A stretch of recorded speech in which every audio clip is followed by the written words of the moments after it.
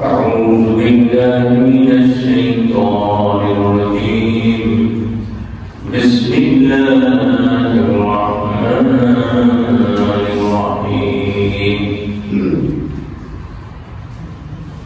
وإنهم مثل الرجلين جعلنا لأهلهما جنتين من أعناب وحففناهما بنهر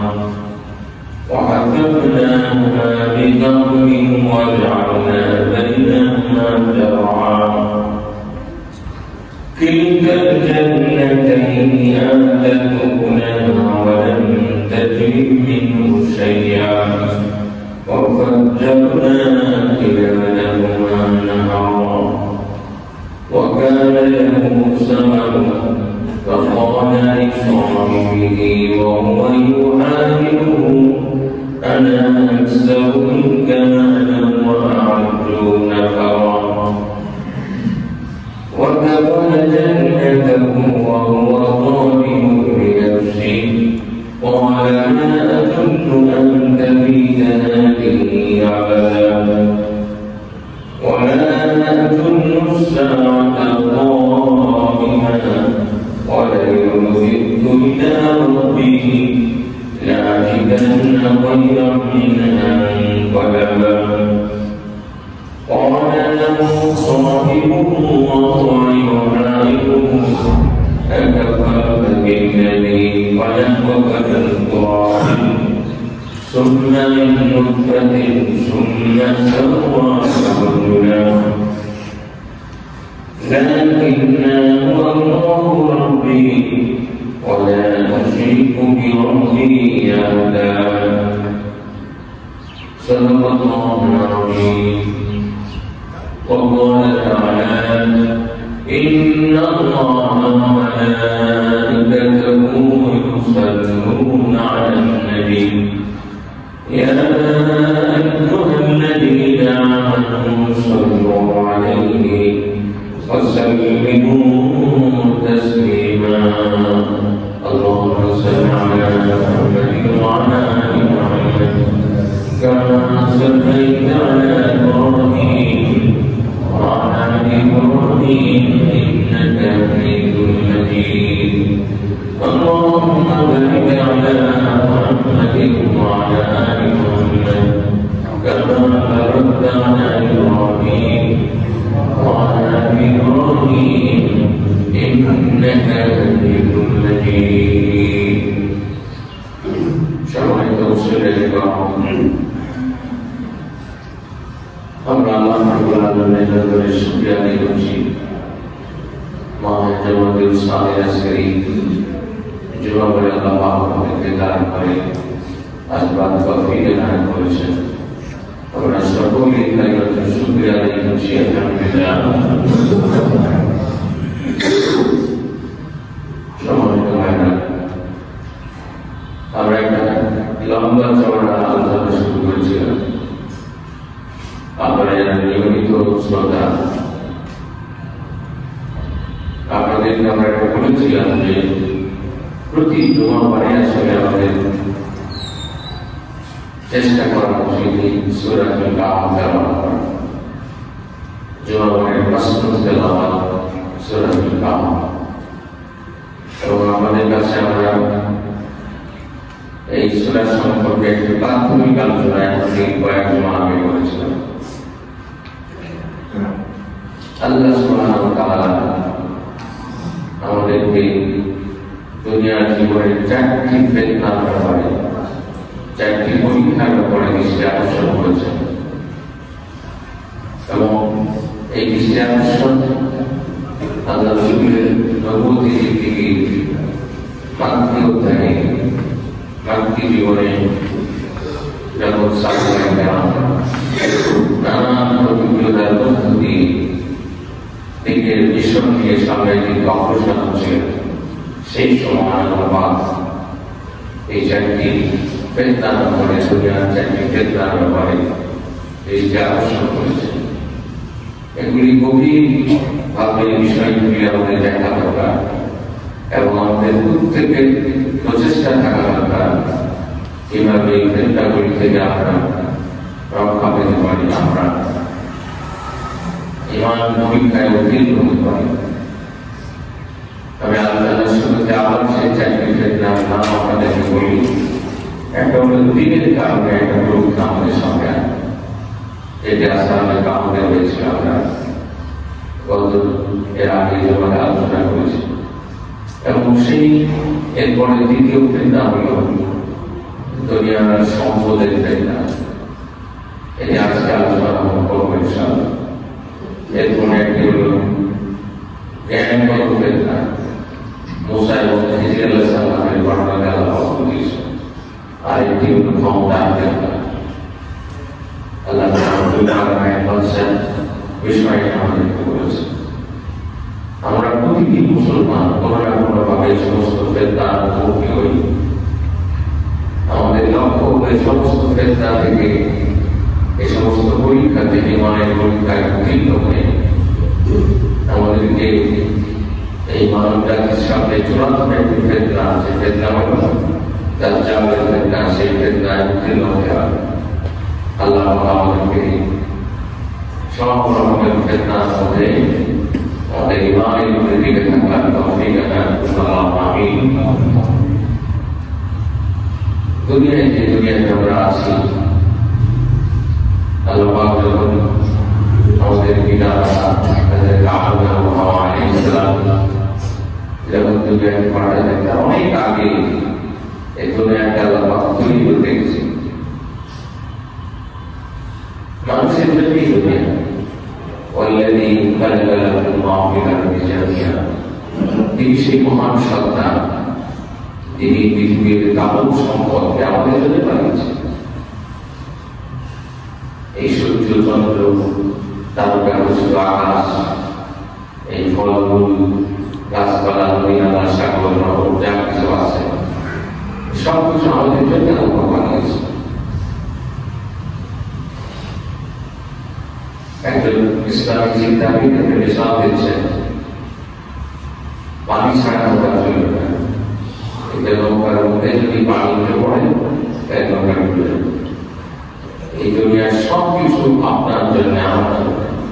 কিন্তু আপনি যদি দুনিয়ার পিছনে ছুটতে থাকেন, আল্লাহ বলে যে এই দুনিয়া আপনাকে শেষ করে দেবে, হালাত ধ্বংস করে দেবে। আমাদের একদিকে জরুরত আছে, দুনিয়ার জরুরত আছে, কিন্তু দুনিয়াকে কতটুকু আমরা গ্রহণ করবো, দুনিয়ার ব্যাপারে আমাদের দৃষ্টিভঙ্গি হবে খুব গুরুত্বপূর্ণ বিষয়। অধিকাংশ মানুষ এই দৃষ্টিভঙ্গি পোষণ করতে পারছে।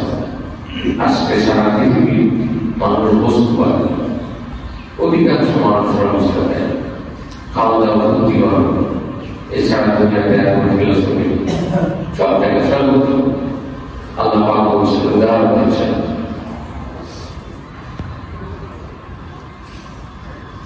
আমরা দ্বিতীয় ফেতনার ব্যাপারে আল্লাহ পাক 32 নম্বর সূরাতুল কাহফ 32 থেকে বলা হয়েছে। বিসমিল্লাহির রহমানির রহিম।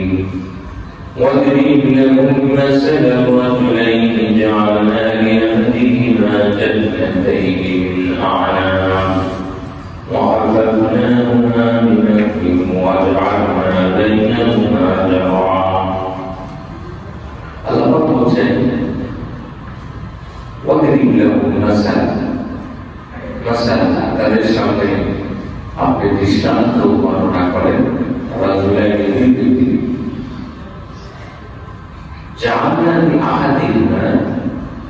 তাদের একজনকে আল্লাহ দিয়েছিলেন জান্নাতাইন,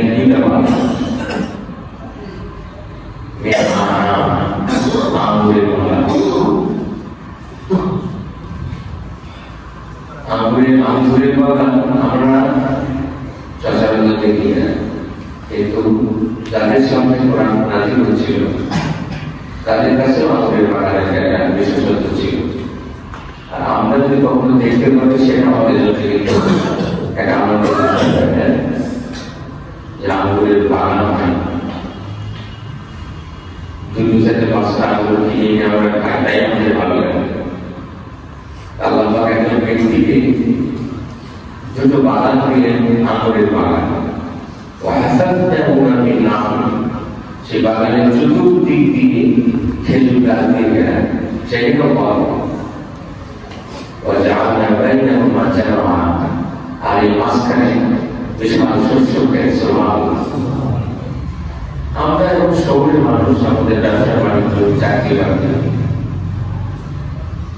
বাগান খেতে খাবার কি জিনিস আমরা যারা আমাদের একদম গ্রাম অঞ্চলে আমরা যাই, যাদের প্রধানত তাদের পেশা মতো কৃষি, ক্ষেত খামারে ফসল বলে, সুন্দর ধান বলে, পাট বলে, শস্য বলে করে মানুষের যে আনন্দ, যারা ক্ষেত খামার করে তারা জানে। একটা উদাহরণ দিচ্ছে যে একটা ব্যক্তিকে সত্যই কোথায় ছিল এগুলি খোঁজার দরকার নেই। আল্লাহ বলছেন আপনারা মেসাল দেন, নবীকে বলছে, কোরআনের মাধ্যমে বলা হচ্ছে একেবারে বিশাল গ্রামের বাগান, চতুর্দিক দিয়ে খেজুরের গাছ, আমার মাঝখানে একটা বড় জায়গা, সেখানে শস্য ফসল করছে। كلتا الجنتين آتت أكلها ولم تظلم منه شيئا وفجرنا خلالهما نهرا। অনেক সময় বাগানে থাকি যে এই বছর ফল আরেক বছর পাই না, আরেক বছর পাই না। আল্লাহ বলছে এই দুটো বাগানে ফল থেকে কোনো বিপরীত করতে না, শুধু পালন এবং এই দুয়ের এই বাগানের মাঝখান দিয়ে আমরা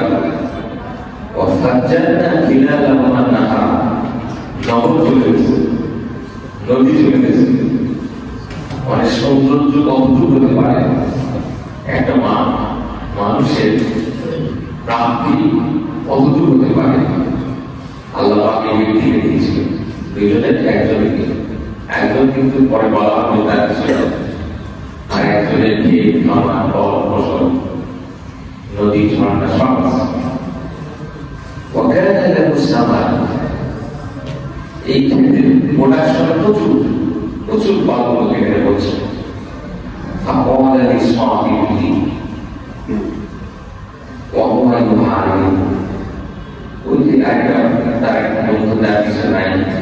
তার সঙ্গে কথা বলতে বলছে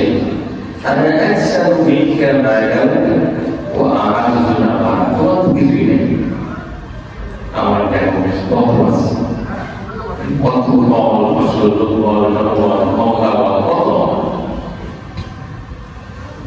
ফল বলতে চলছে।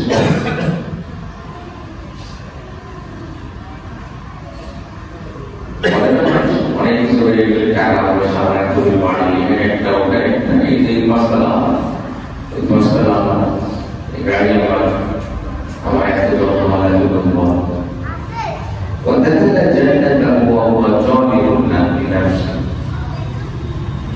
ফসলকে দেয় আল্লাহ, আল্লাহর মতো আমার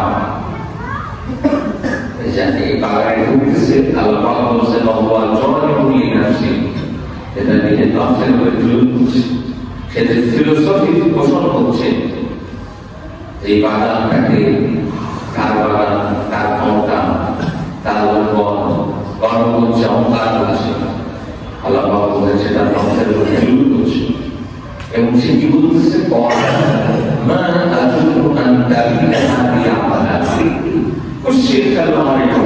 শেষ হবে দুনিয়ার যাদের অর্থনীতি আছে, টাকা পয়সা, হাজার কোটি টাকা ব্যয় হয়ে গেছে, এটা যখন পরে গাড়ি তখন তো মনে করে যে দুদিন পরে এটা চলে যেতে পারবে না। এটা কোথায় গেলে এটাকে বলতে গেলে আমরা সমস্ত কথা চলে আসে, শুনলাম অমুক ব্যাংকের থেকে এত হাজার কোটি টাকা ছড়াইছে, তারপরে তাদের কোথা থেকে ধরে নিয়ে সেই টাকা বেড়ে গেছে। কেউ আমরা শুনছি না। এই লোক বলতেছেন যে মনে করি সব জিনিসের সবাই সম্পদ, অর্থবিত্ত, ফল ফসল, এসব ক্ষমতার দল বলে উনি খুশির কারণ করাবে না, হারায় যাবে না।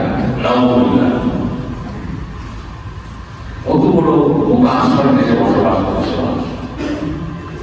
এই কোন কালে এক বাগান আল্লাহ বলছেন ঘটনা যখন বলা হয়েছে তখনও মক্কার জন্য একদল মানুষের এই অবস্থা ছিল, আজকেও আছে, কালকেও থাকবে, কেমন মতো থাকবে। টাকা পয়সার পিছনে মানুষ এমন ভাবে ছুটছে, কোন হিসাব থাকে এটাতে ঘোরাতে পারে, এটাতে হারাই যেতে পারে, ধ্বংস হতে পারে, সেও দুনিয়া থেকে বিদায় হতে পারে। এই রকমের কোন চিন্তা পেরেশানি ফিলোসফি তার পোষণ করে না। অধিকাংশ মানুষের অবস্থা দেয় কবরে এক পাথর হচ্ছে, তারপরেও তার গালার মোটা অর্থবৃত্তির কোন মোহ মায়া আনছে না। আল্লাহ নিজেই বলছেন, আল্লাহ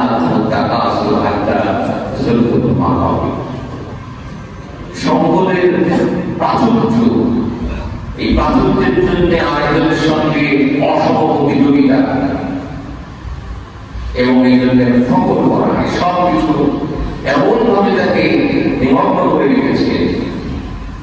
খবরে চলে যাচ্ছে, তারপরে তার মুশকিল নেই, মৃত্যুগুলো তো চলে যায়।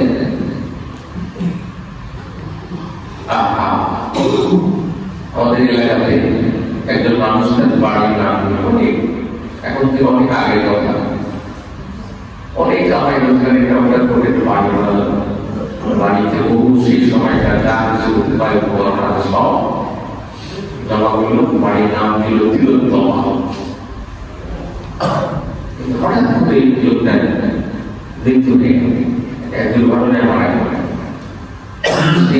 পরিষ্কার মাটি দেওয়া হয়, সেদিনকে বৃষ্টি অবস্থা, সেই পানি কাদার মধ্যে তাকে আমরা রেখে চলে আসবে।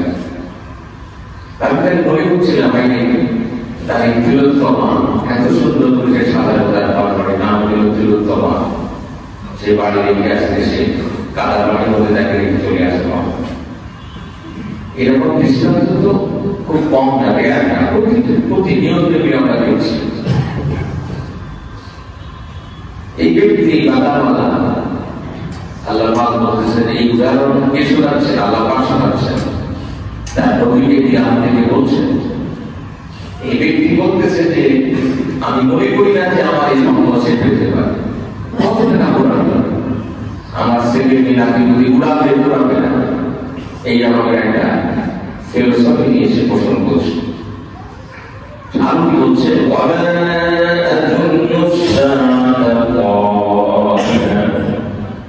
আমি মনে করি না যে কিয়ামত হবে। এটি নবীজি কয়, মুসলমানেরা কয়, আল্লাহওয়ালারা বলে এই দুনিয়া শেষ হয়ে যাবে, আবার পরকালে উঠতে হবে। এ বলতে চাই মনে করি না সম্ভব।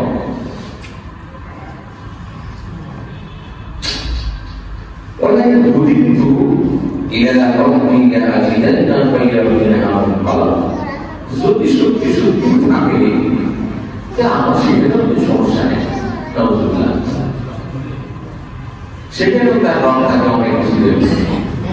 এইটা আমার একটা ধারণা দেখবে যে মানুষগুলি এটা খালি ওই একেবারে ইউরোপ আমেরিকা আর হচ্ছে হিন্দুস্তান ওদের দিকে তাকায় না, আমাদের মধ্যে, আমাদের নিজেদের মধ্যে একদল মানুষের ধারণা আল্লাহ কোনটা ধারে কি বুঝতে বুঝছে সম্পদ যেদিক থেকে পারে সেদিক থেকে আমার রোজগার করছে। একবার বলে চাষের কাছে নাই সব শেষ, আজ যদি থাকে আমি তো আল্লাহ সারিয়ে দিলে আমাদের আমার অঙ্গ আছে, দর্শক আছে, ভুল বিশ্বাসের উপরে, দর্শনের উপরে হাজারো মানুষ চলছে, চলছে কেন চলছে। قال له صاحبه وهو يحاوره وكفرت بالذي خلقك من تراب ثم من نطفة ثم سواك رجلا. وجد شيء مختلف سناي সে আল্লাহ সুবহানাহু ওয়া তাআলা যে কিছু নাই ইনশাআল্লাহ সেটাকে বলছে তুমি আল্লাহকে অস্বীকার করছো, অথচ তিনি তোমাকে সৃষ্টি করেছেন মাটি থেকে, তিনি তোমাকে সৃষ্টি করেছেন একটা নাপাক মাটি, তোমাকে এরকম আজকে এরকম সুঠাম দেবতাই বানালেন, তুমি সে আল্লাহকে ভুলে গেলে। কোন মানুষ যদি তার সৃষ্টির এই সূচনা এবং তার পরিণতির ব্যাপারে সজাগ থাকে, সেই মানুষ এরকম এইরকম হতে পারে না, সে মানুষ এমন এরকম হতে পারে না। কিন্তু আমরা ভুলে যাই কোথার থেকে আসছে। আজকে আমরা ফজরের নামাজে একটা সূরা পড়ছিলাম, আল্লাহ তাআলা বলছেন আল্লাহ তাআলা ইনসান মিনা দাহারি লাম ইয়াকুন শাইআন মাসকুরা। এই ইতিহাসের মহাকালিক একটা সময় ছিল না, তুমি তখন কিছু ছিলে না, তোমার নাম বন্ধ ছিল না। তুমি আজকে 100 বছর বয়স, তোমার 200 বছর আগে তুমি কি ছিলে? কেউ চিঠি ছিলে না। আর কিছুকাল পরে তোমার নাম বন্ধ থাকবে। আমরা বলতো দাদার নাম, তার বাবার নাম জানি, তার কোথায় ঠিকানা কিছুই জানি। কি বলে আমরা জানি, আমাদের কয় জেনারেশন পরে আমাদেরকে কিসের জন্য এত বাহাদুরি দেখাচ্ছে? অর্থ, সময়, সম্পদের, ক্ষমতার বাহাদুরি আমরা কেমন করে দেখা যায়?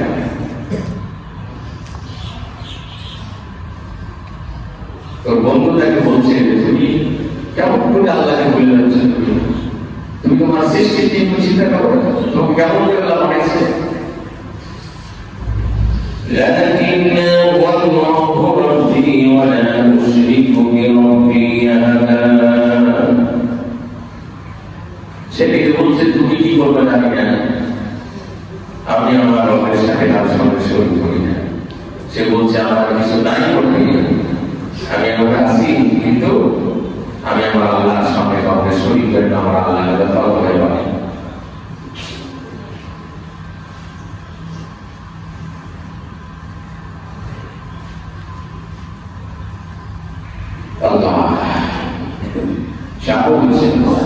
فعسى ربي أن يؤتيني خيرا من جنتك ويرسل عليها حسبانا من السماء فتصبح صعيدا زلقا। আমার রব চাইলে পারে তোমার বাগান থেকে উপর চলে তোমার বাগানে, আবার তোমার বাগান যেটাকে দেখতেছো এই সুন্দর ক্ষেত্রে আমার দ্বারা এগুলিকে সব আল্লাহ বাগান লাভ করে দিতে পারে।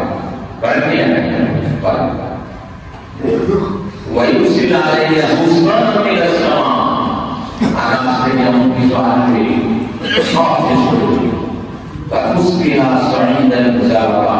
এক শূন্য ময়দানের সব শেষ, সব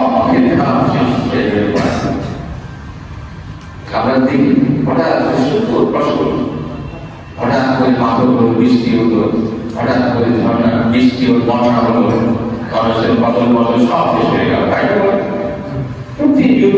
আমরা দেখি এটা যেমন ফসলের ক্ষেত্রে হবে না। যারা আজকে ঘর করছি, বাড়ি করছি, ব্যাংক ব্যালেন্স করছি, ছেলে মেয়ে, দল বল, ক্ষমতা, প্রতিপত্তি, কত কিছু বলা করি, আল্লাহ বলছেন সব শেষ হয়ে যেতে পারে, মুহূর্তের মধ্যে সব শেষ হয়ে যেতে পারে।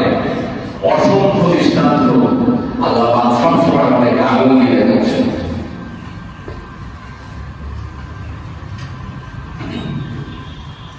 আল্লাহ বলছেন এই ব্যক্তির কথা, وَأُحْيِيكَ بِسَبَبِهِ فَأَصْبَحَ يُقَلِّبُ كَفَّيْهِ عَلَى مَا أَنفَقَ فِيهَا وَهِيَ خَاوِيَةٌ عَلَى عُرُوشِهَا وَيَقُولُ يَا لَيْتَنِي لَمْ أُشْرِكْ بِرَبِّي أَحَدًا।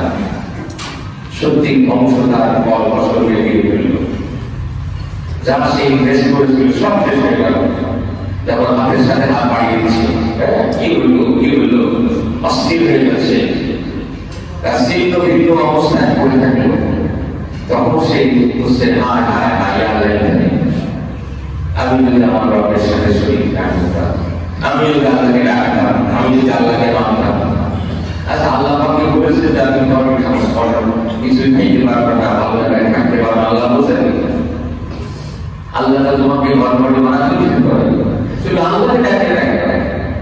ইসলাম কিন্তু বলে না যে তুমি ধর্ম মানবা, আল্লাহ মিলে করবা, তোমার ধর্মের নামটা তুমি ওই বলে যে থাকবা, সিরা লাগাই দেবা, সব থেকে বাজারে থাকতে পাওয়া, এর বলে ইসলামের বক্তব্য না। মানুষ হালাল হয়নি হলো, ভালো খেতে পায় না, বরং যাকে আল্লাহ দিয়েছে মাত্র, কিন্তু আল্লাহ জান যে তার খাবারের মধ্যে, তার পোশাকের মধ্যে, তার গরিব বাস থাকে, ওয়া আম্মা বিনি'মাতি রাব্বিকা ফাহাদ্দিস, যে নিয়ামত তোমার রব দিয়েছেন তা ফাহাদ্দিস, তা প্রকাশ থাকবে। আপনি যদি না পান, আপনি যা পাবেন সেটা খাবেন, শুকরিয়া করবেন। আপনি চুরি করে খাবেন না, আপনি অবৈধ উপায়ে উপার্জন করবেন না। আর আপনাকে যদি আল্লাহ পাক দেন, তাহলে আপনি ভালো পাবেন, ভালো নিয়ামত আল্লাহ দিয়েছেন। এই সমস্ত এতজন পাথর এগুলিকে সারিয়ে ওরা পাবেন, আপনি পাবেন না। কোন কোন ব্যক্তি সাহাবায়ে কেরামের সময় কেউ বলেছেন যে আমরা এই ভালো খাবার খাবো না, আল্লাহ বলছেন না, এটা বলতে পারেন, এটা কি বলতে পারেন। যখন গাড়ি ভিতরে এসেছে তারা সফর করেছে, যখন আমাদের কাছে হারিয়ে এসেছে ভালো খাবার, ভালো খাবার পেয়েছে, জমি দিয়েছে, প্রয়োজনে খোদার জন্য পেটে বাড়ি দিয়েছে, আবার উত্তম খাবার পেয়েছে। সুতরাং ভালো খাবার হারাম হয়, কোন খাবারকে কোন উপায় উপকরণকে কোন ব্যক্তির পক্ষে হারাম ঘোষণা করার কোনো সুযোগ নেই। কোন আলেমকে হারাম করতে পারবে না। কল্যাণ হারামা জিনাতুল্লাহ, আল্লাহ তাআলা সূরা আরাফের মধ্যে বলেছেন যে আল্লাহ তাআলা জিনা, যে সৌন্দর্য যে আল্লাহ তাআলা সৃষ্টি করেছেন, এই নাম কিন্তু আপনার কোন প্রক্রিয়ায় বানাবেন, আপনার এই বারবারি বাগানা কোন প্রক্রিয়ায় করেছেন, এখানে বসে আপনি আল্লাহকে ডাকেন কিনা, আল্লাহ আল্লাহ বান্দাদের আদায় করেন কিনা, সেটা গুরুত্বপূর্ণ। আপনি আপনার সফরের জন্য আপনি যদি গাড়ি করেন, এই গাড়ি করার অবৈধ হবে, কিন্তু আপনি গাড়িতে কোন কায়দায় করলেন, আর গাড়িতে করে আপনি সফর করছেন, অবকাশ করছেন, এই তো হবে না। আপনি আল্লাহকে ডাকেন না, এটা হবে না।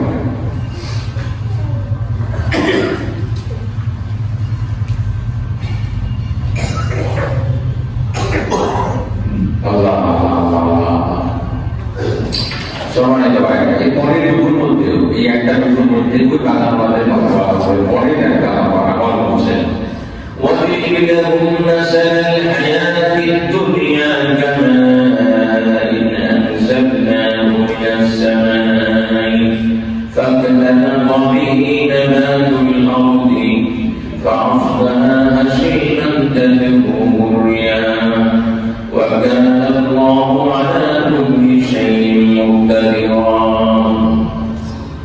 আল্লাহ পাক বলেন وَاضْرِبْ لَهُم مثل الحياة এই দুনিয়া জীবনটা বাস্তবতা কেমন, অনেক জায়গায় আল্লাহ পাক একই ধরনের মিসাল দিয়েছেন। এটা যেন কামাই, বৃষ্টির মতো,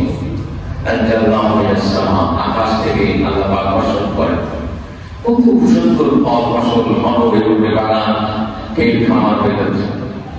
কিন্তু আমরা নিজেরাই দেখি এই ফসলটা একসময় পেটে হলুদ বর্ণ হয়ে যায়, তারপরে খুশি হয়ে যায়, এই খাবারটা শেষ পরিণতি ওই ওয়াশরুমে চলে যায়। আমাদেরকে আল্লাহ পাক বারবার বলছেন এই মিসালটা খেয়াল করো। এই একই ভাবে তুমি যাই করে পারবে না, তোমার আত্মবিত্ত, সহায় সম্পদ, ঘরবাড়ি যাই হোক না কেন, তুমি কিন্তু এভাবে এক সময় ফুলের ফলে শোভিত হয়েছে, এক সময় বলে সব শেষ হয়ে যাবে, আলাদা হয়ে যাবে, সব শেষ হয়ে যাবে। আল্লাহ পাক বলেন মনে রাখো ওয়াকানা আল্লাহু আলা কুল্লি শাইইন মুকতাদিরা, সব কিছু করে আল্লাহ পাক মহান ক্ষমতাবান, আল্লাহ পাক মহান ক্ষমতাবান, সর্ব কিছুর উপরে।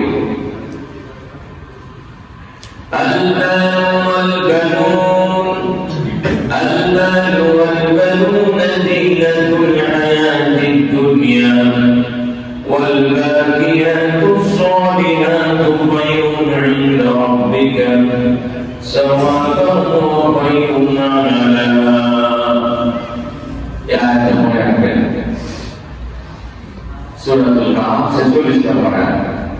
আল্লাহ বলেছেন আল-মাল সম্পদ, ওয়াল বানুন আমাদের সন্তান সন্ততি, জিনাতুল হায়াতিদ দুনিয়া এই দুনিয়ার পরস্থায়ী জীবনে আমাদের সন্ততির উপাদান। এই পৃথিবী একেবারেই ক্ষণস্থায়ী।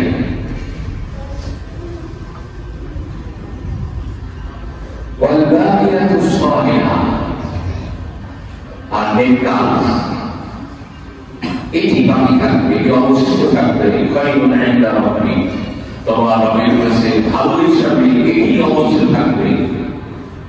সাওয়াবান ওয়া খায়রুন আমালা, আর সব আগামী বছরের নীতি হিসাবে এটা উত্তম। ইনদা রাব্বিকা সাওয়াবান ওয়া খায়রুন আমালা, সময় হয় যে জিনিসটা পৃথিবীতে থাকবে আমার আপনার কাজে লাগবে, সেটা হলো আমাদের নেক আমল। আমরা যে সম্পদের জন্য, যে সন্তান সম্পত্তি আল্লাহ পাক বারবার বলছেন, ইয়া আইয়ুহাল্লাযীনা আমানু লা তুলহিকুম আমওয়ালুকুম ওয়ালা আওলাদুকুম আন যিকরিল্লাহ। এই ঈমানদাররা, এই সম্পদ, এই সন্তান সম্পত্তি দ্বারা তোমাদেরকে আল্লাহ পাকের স্মরণ থেকে কাউকে করতে না করে দেয়। সূরা মুনাফিকদের কথা বলেছে আল্লাহ বললেন, এই ছেলে মেয়েদের জন্য, এই অর্থনীতির জন্য ছুটতে যে আমরা মুনাফিক হয়ে যাচ্ছি, আমরা কাফের হয়ে যাচ্ছি, আল্লাহকে বলে যাচ্ছি। আল্লাহ বলছেন যারা আল্লাহকে বলে যাচ্ছে, এই সম্পদের পিছনে ছুটতে যে, এই সন্তানের জন্য গাড়ি বাড়ি সবাই সম্পদ বানাতে করে যাচ্ছে, তারা ক্ষতিগ্রস্ত হবে। আল্লাহ পরিষ্কার করে বলছেন, এই সম্পদ এগুলি আমরা সবাই বুঝতে পারছি, এগুলি সব এই দুনিয়ার কলিগের বিষয়। কিন্তু যে জিনিসটা আমাদের জন্য ঠিক থাকে, আল্লাহ রাসূল হাদিস বলেছেন, কবে তিনটা জিনিস যায়, দুটো জিনিস পেয়ে আছে, একটা জিনিস আমার পেয়ে যায়, আত্মীয় স্বজন যায়, মধ্যবিত্ত যায়, আর তোমার আমল যায়। কি বলতেন ছেলে মেয়ে কবরের মধ্যে ঢুকবে না, ঢুকবে না, আমলটা ঢুকবে না, চলে আসবে। কিছু সহায় সম্পদ যায়, এগুলো সব ব্যাগ করে চলে আসবে। তুমি কি আমল দিয়ে গেলে দুনিয়া থেকে, সেটি তোমার সঙ্গে থেকে না। সেই আমলটা যদি নেক আমল হয়, তাহলে তুমি লাভবান হয়ে গেলে তোমার স্থায়ী হয়ে গেল, তোমার জন্য কল্যাণের কারণ হয়ে গেল। আর যদি তুমি এই স্ত্রী, সন্তান, টাকা পয়সা, ছেলে মেয়ে, এই দুনিয়াদারি পিছনে ছুটতে ছুটতে শেষ করে গেল, আল্লাহকে বলে যাও, তাহলে কি আমল নিয়ে গেলে তার জন্য সারাটা জীবন ধরে অনন্তকালের জন্য 2-4 হাজার বছর নয়, 2-3 লাখ বছর না, 2-3 কোটি বছর না, অনন্তকালের জন্য তোমাকে কাছাকাছি দিতে হবে, আফসোস করতে হবে। কিন্তু আমরা অধিকাংশ মানুষেরা, আল্লাহ আমাদেরকে মাফ করেন, আমরা বড় বেখবর হয়ে গেছি সম্পদ যেমন। এবং আমার কাছে খুব আশ্চর্য লাগছে, সব মানুষ দেখা করে করে আগে সাথে দেখা করে, কোথায় বাড়ি, কোথায় গাড়ি, কোথায় গাড়ি, কোথায় ব্যবসা, এসব ছাড়া গল্পই কোথায় কোথায় ভালো খাবার পাওয়া যায়, কোথায় ভালো এটা পাওয়া যায়। দুনিয়ার পিছনে আমরা এমন ভাবে চলছি, এমন ভাবে চলছি, আল্লাহ আমাদের মাফ করেন, আমরা আল্লাহকে ভুলে যাচ্ছি। আমি আবারও বলছি, আপনি আল্লাহকে স্মরণ করে যদি আপনার ওই 10 তলার মাথার উপরে আপনি উঠে থাকেন, আপনি আল্লাহটাকে ছাড়া দিয়ে ফজরের নামাজে আসেন, আপনি আপনার আল্লাহর আত্মীয়তার হক আদায় করেন, ওই ঘরে বসে আপনি আল্লাহকে স্মরণ করেন, ওই ঘরটা ইসলাম আপনাকে অবৈধ করবে না। আপনি ভালো খাবার খেয়েছেন, ওটাকে ইসলাম অবৈধ করবে না। আপনি হালাল উপায় খান, পরিমিত খান, এই নিয়ামতের সত্যি এখন সমস্যা নাই।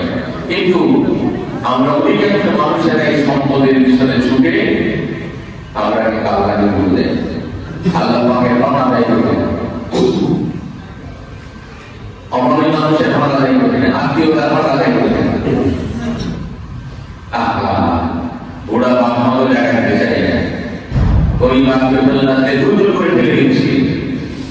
আপনার এই হওয়ার বৈধ হবে না, আল্লাহ সহ্য করবে না। সহ্য করবেন আল্লাহ পাক। আপনি কয়দিন পড়াই করছেন, সব থেকে অসংখ্য দৃষ্টান্ত চতুর্দিকে প্রতিনিয়ত আমাদের সামনে আছে। আমরা এগুলি থেকে আমরা শিক্ষা করে আল্লাহ পাক বলছেন, এগুলি আপনি বর্ণনা করেন, মানুষের বিশাল দেখেন, বলেন কত মানুষের কত কিছু ছিল, কত সম্পদের মালিক ছিল, কোথায় গেল তারা, কোথায় গেল তারা, মারা গেল অবশ্যই। সুতরাং আমরা সতর্ক হই, আমরা সতর্ক হই।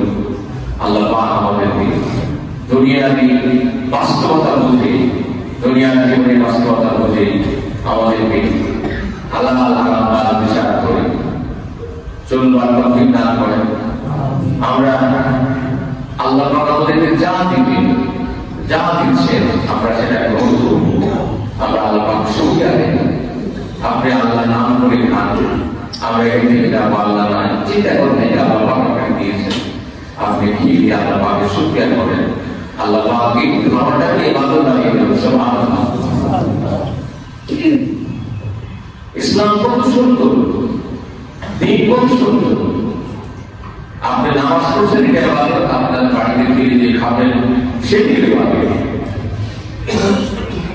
এটা আপনি খাওয়ার সময় একদম আপন মানুষের খাবার চাইবে, আপনাকে তার দিকে লক্ষ্য করতে হবে, তার দিকে তাকাতে হবে। আপনার আশপাশের অপর মানুষের দিকে তাকিয়ে চিন্তা করতে হবে, আপনার গরিব আত্মীয়দের হকাতে করতে হবে, আপনাকে ফল জাকাত আদায় করতে হবে, সাদাকা দিতে হবে, দিনের পথে খরচ করতে হবে। আল্লাহ যদি আমরা করতে পারি, আমাদের দুনিয়ার জীবনের এই সমস্ত অপবিত্র এগুলো কিছু সমস্যা এগুলো হবে না, এগুলি খারাপ হবে না, এগুলো অবৈধ হবে না। এই পরীক্ষা শিক্ষা সবার এটি করি আল্লাহ রাসূল আমরা সাহাবায়ে কেরামের জন্য, আমাদের খুশি একই সমস্যা। আমরা এই সমস্ত পরীক্ষা আমাদের উত্তীর্ণ হবে। আমার স্ত্রী, আমার সন্তান, আমার টাকা পয়সা, এই সব কিছু আল্লাহ পাকের পক্ষ থেকে পরীক্ষা রাখবে।